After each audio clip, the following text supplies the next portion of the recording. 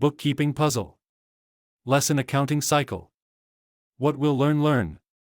What the accounting cycle is. The steps in the accounting cycle. Why it matters. The accounting cycle is a collective set of steps followed by businesses to identify, analyze, and record their financial transactions. This process repeats every accounting period, monthly, quarterly, or annually, ensuring that financial information is accurate, consistent, and ready for decision-making. Think of it as a financial roadmap that takes raw data, like receipts and invoices, and transforms it into a polished, structured story of a company's financial health. Here is a step-by-step breakdown of how the cycle works from start to finish. Phase 1. Recording transactions, during the period. 1. Identify and analyze transactions. The cycle begins the moment a business transaction occurs. This could be selling a product, buying inventory, paying rent, or receiving a utility bill.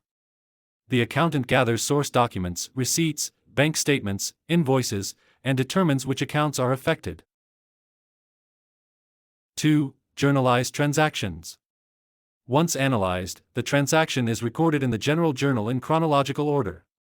This is where double-entry bookkeeping comes into play.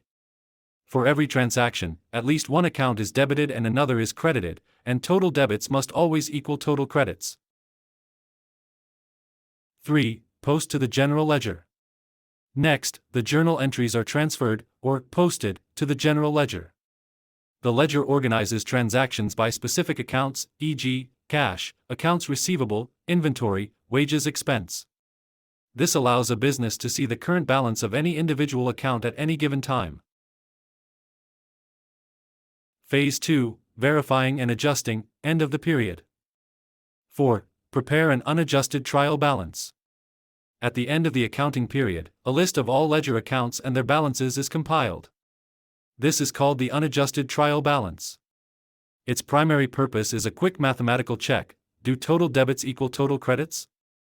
If they don't, there's an error in journalizing or posting that needs fixing. 5. Journalize and post adjusting entries. Even if the trial balance matches, the books might not be entirely accurate yet due to the accrual basis of accounting. Adjusting entries are made to account for revenues earned or expenses incurred that haven't been recorded yet. Examples: accrued wages earned by employees but not yet paid, prepaid insurance that has expired during the month, or depreciation on equipment. 6. Prepare an adjusted trial balance. After posting the adjusting entries, a new adjusting trial balance is generated. This ensures that debits and credits are still in balance after the modifications and provides the finalized numbers needed for the financial reports.